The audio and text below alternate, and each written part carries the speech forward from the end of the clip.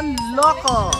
Siya ang bagong model. Sabi ko sa inyo, ang serving ko dito ay ganito kalaki. Dito sa Amerika, merong ganitong tree. O, di ba, Manay? Toast kami. Oh.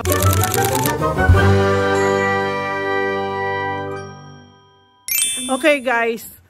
Ako at saka ang BFF ko.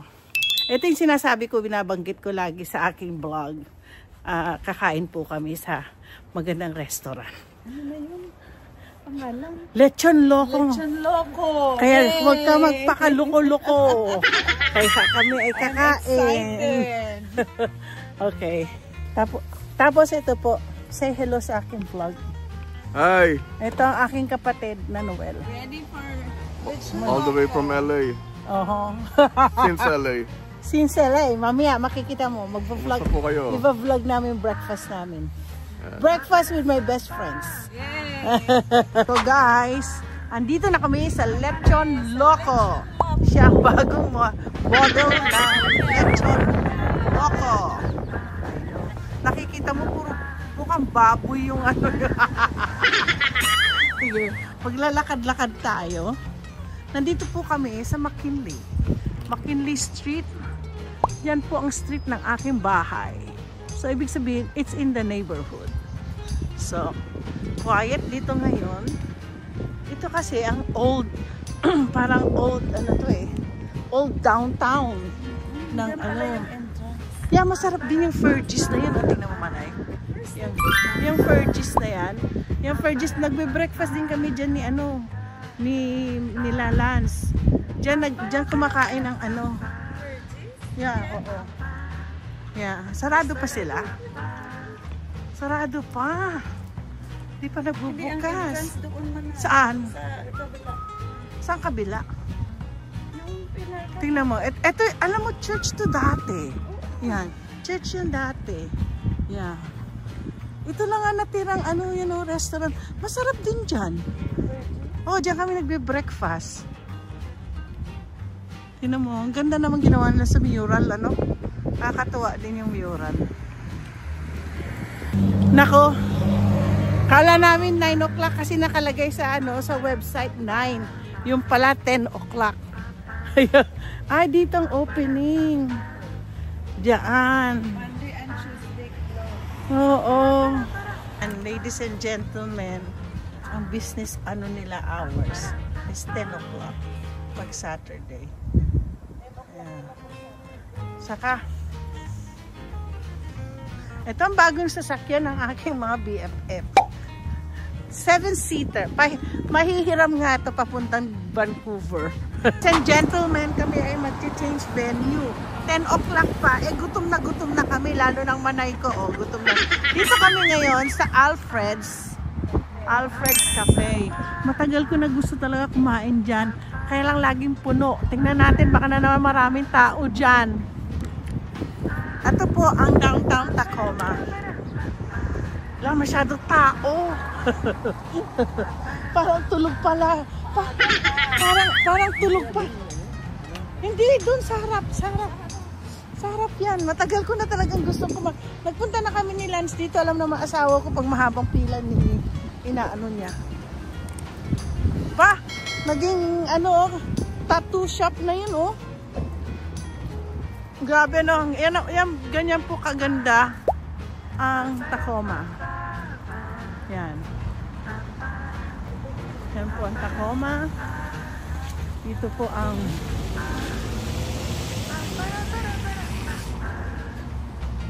yan. Dito sa harap yan eh. Oh, marami na nagbe-breakfast. Ayan. Ayan. Ano to? Public school?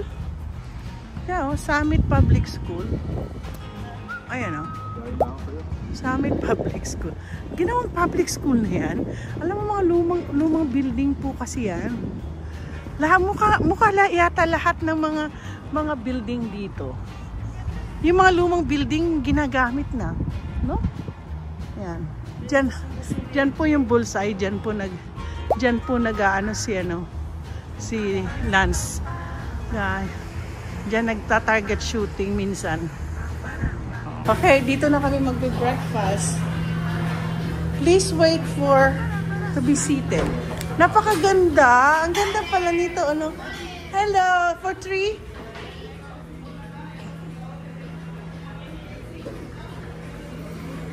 Is there one? Tables down low. You can pick which one you want to. Ah, okay, okay. Nako, maganda. Maganda yung lugar. Maganda yung kakainan namin. Ayan, dito. Makikita mo na lang yan. Yung nasa paligid ko. Ayan. Ganon ang itsura ng kakainan namin ngayon. Manay.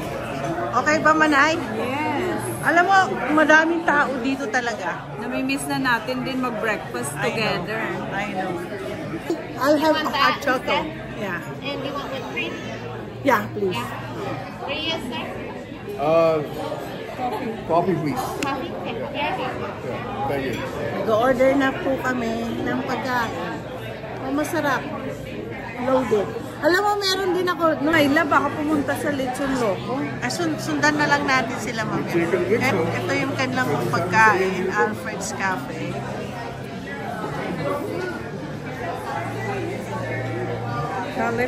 Okay guys, ang in-order ko is ano ito? Hot cocoa.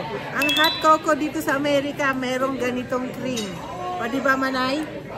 Toast. Toast kami. Oh! Yes, we are. We have it. I'll have the meat lovers scramble. Okay. Hash browns or O'Brien? Hash browns. What's the toast? Wheat. And for you, sir? Let's pick the meat lovers.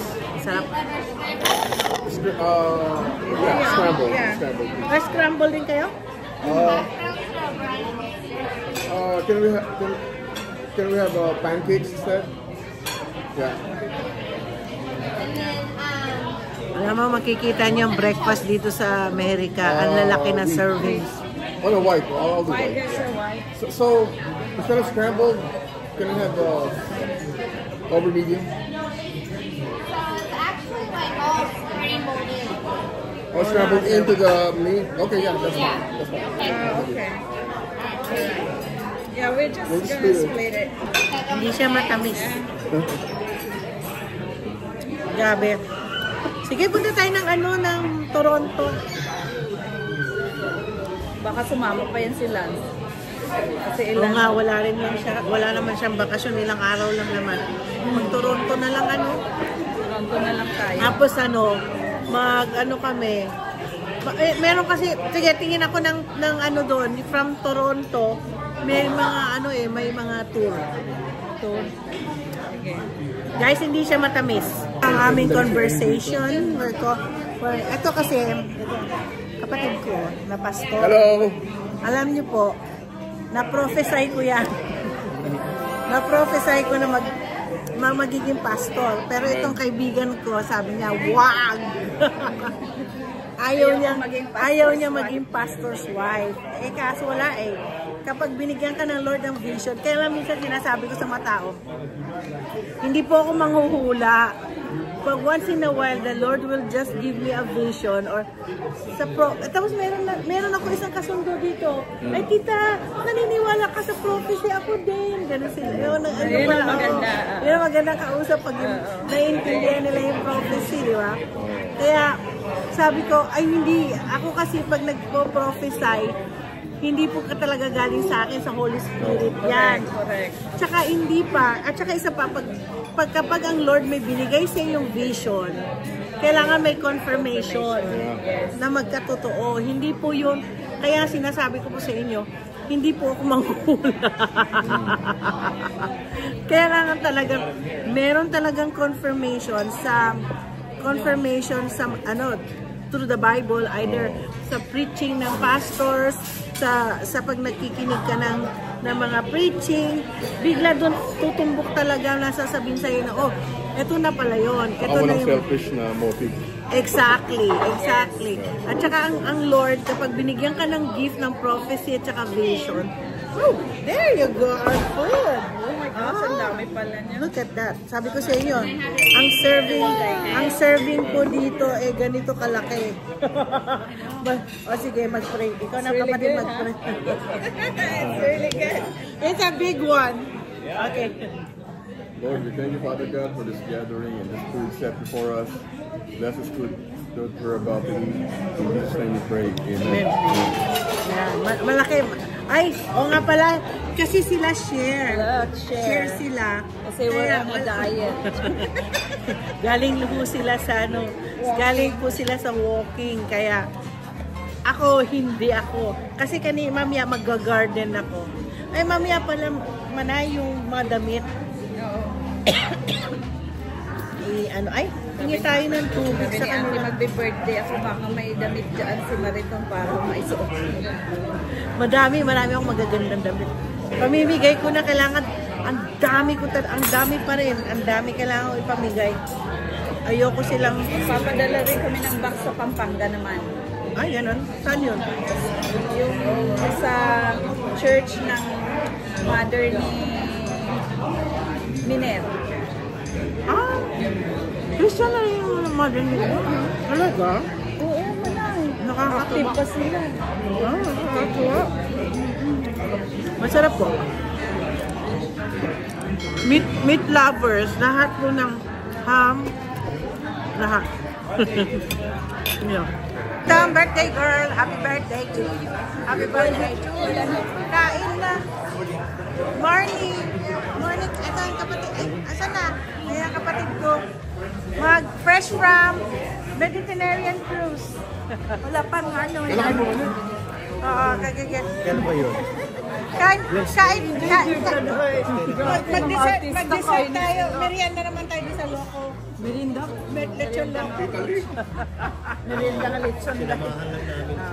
Ayan. Nakasama sila. Nakasama sila ngayon. Nag-cruise kayo. Nag-cruise sila. Oo.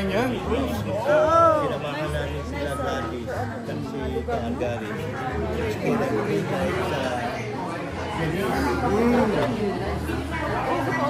water taxi lang doon eh. Tapos bubos pa ng hirap magdala ng bus. So I can't replace the pancakes with like eat. Yeah. All right. For you? Just one slice of pancake. All right. I'll put that right in. Okay. She's doing a keto diet. All right. Do we need anything? Did you get a coffee again? Yeah. One? Okay. Do you May mag-hello ka. I'm good. Birthday girl. want water? I'll bring you some. Happy birthday.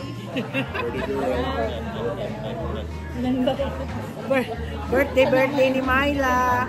Papunta sila sa ano ngayon, sa ano na nga yung pupuntahan nyo? Wild, ano yun? Great Wolf Lodge.